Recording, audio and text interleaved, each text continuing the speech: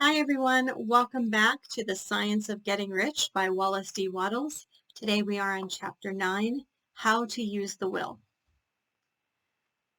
To set about getting rich in a scientific way, you do not try to apply your willpower to anything outside of yourself. You have no right to do so anyway. It is wrong to apply your will to other men or women in order to get them to do what you wish to be done. It is as flagrantly wrong to coerce people by mental power as it is to coerce them by physical power. If compelling people by physical force to do things for you reduces them to slavery, by compelling them by mental means accomplishes exactly the same thing. The only difference is in the methods.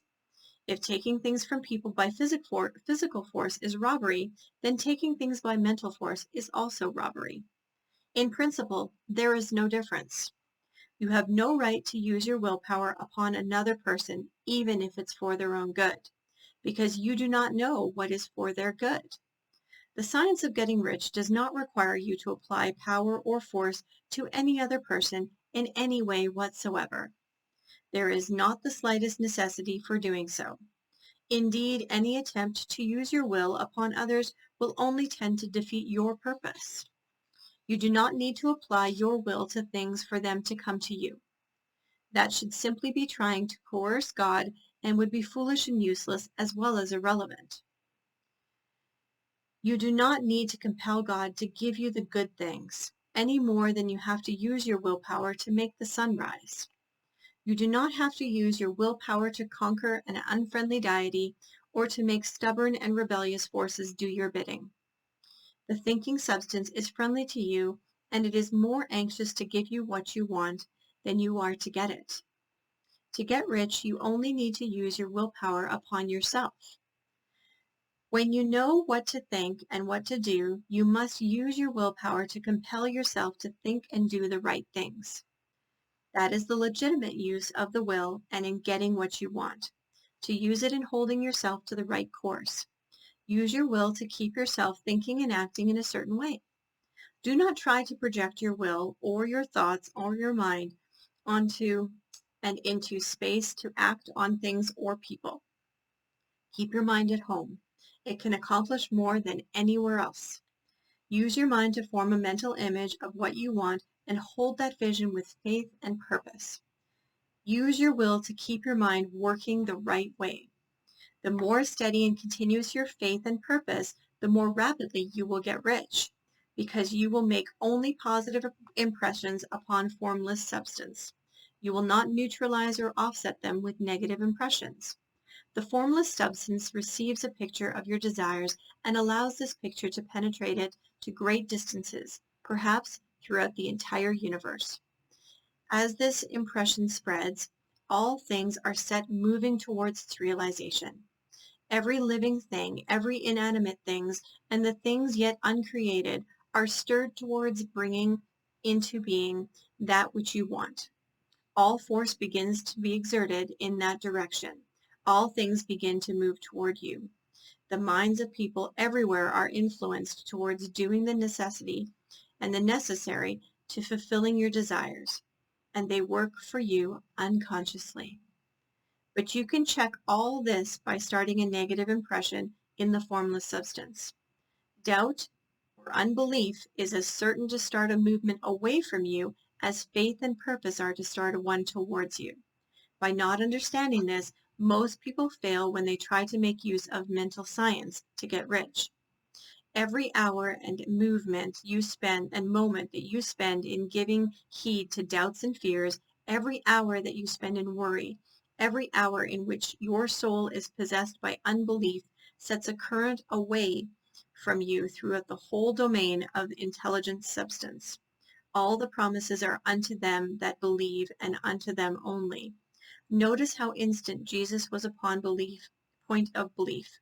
Now you know his reason why. Since belief is all important, it behooves you to guard your thoughts, and as your beliefs will be shaped a very great extent of the things you observe and think about, it is important that you focus on your attention. Here the will comes into use, because by means of your will you will determine the objects of your attention.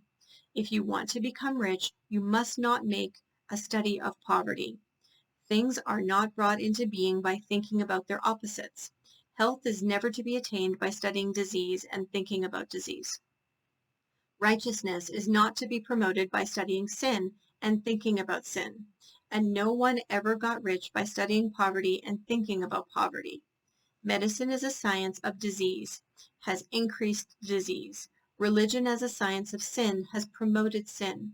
Economics as a study of poverty will fill the world with wretchedness and want. Do not talk about poverty.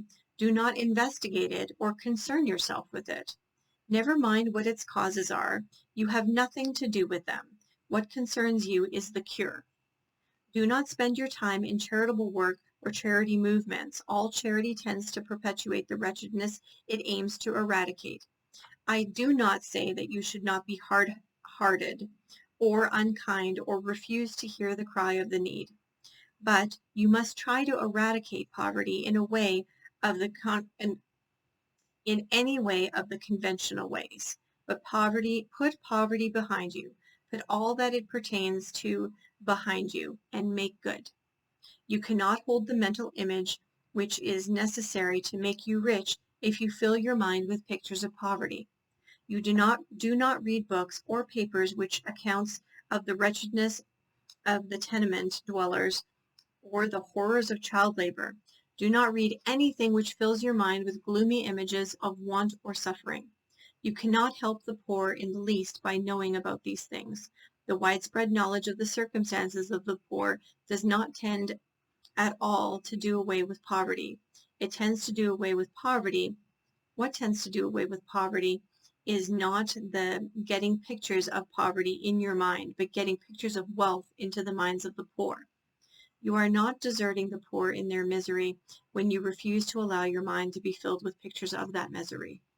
Poverty can be done away with by increasing the number of well-to-do people who think about poverty, but by increasing the number of poor people who succeed in getting rich through the exercise of faith and purpose. The poor do not need charity. They need inspiration.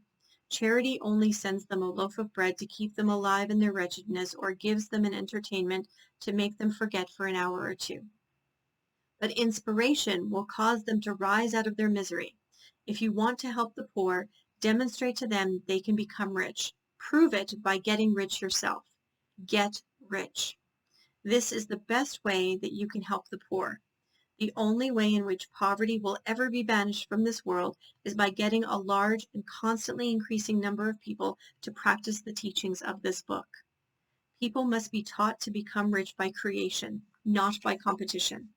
Every person who becomes rich by competition kicks down the ladder by which he rises and keeps others down. But every person who gets rich by creation opens a way for thousands to follow him and inspires them to do so.